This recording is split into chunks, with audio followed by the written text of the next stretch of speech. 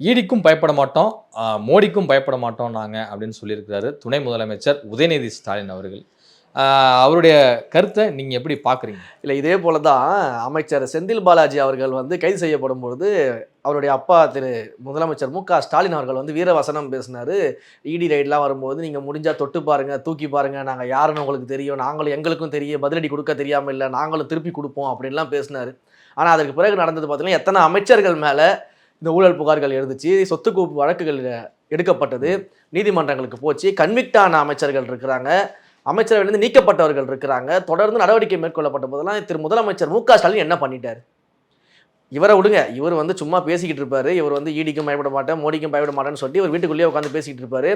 இன்னொன்று வந்து இவருடைய நெருங்கிய நண்பர் வட்டாரத்தில் இருக்கக்கூடிய ஒரு ப்ரொடியூசரும் இந்த இடி வலயத்தை சிக்கியிருக்கிறாரு. அந்த ப்ரொடியூசர் ஒரு படம் பண்ணுறாரு, பராசக்தி ஒரு படம் பண்ணிக்கிட்டு இருக்கிறாரு. அதில் வேற வந்து டேக்லைனை நீங்கள் பார்த்தீங்கன்னா மிக சிரிப்பாக இருக்கும். இவங்க டேக்லைனுக்கும் இவங்களுக்கு சம்மந்தமே கிடையாதுன்னு சொல்லிட்டு எப்படின்னா அஞ்சாமை திராவிடர் உடமையடான்னு ஒரு டேக்லைனை வச்சுக்கிட்டு இன்றைக்கு அந்த ப்ரொடியூசர் ஊரை விட்டு ஓடி போய் ஒளிஞ்சிக்கிட்டு இருக்கிறார். இப்படிப்பட்ட ஒரு சூழலில் அந்த ப்ரொடியூசர் இருக்காரு. அவருடைய நட்பு வட்டாரத்தில் இந்த கேஸில் சம்மந்தப்பட்டதாக உதயநிதி மேலே மிகப்பெரிய புகார்கள் எழுந்துகிட்டு இருக்குது.